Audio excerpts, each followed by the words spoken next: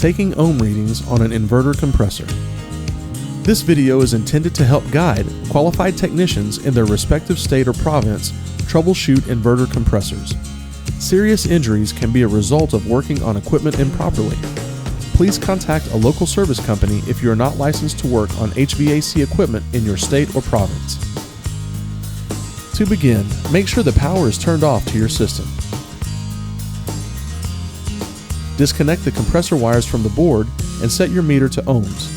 You will need to ohm across the windings. We will start out going from U to V, then U to W, and finally V to W.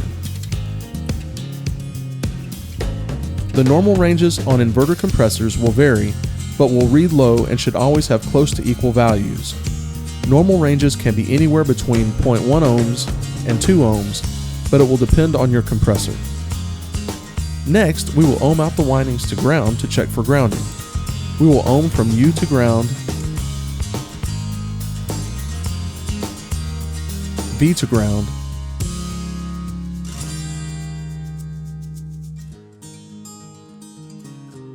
and finally W to ground. You should be reading OL when you check your compressor to ground.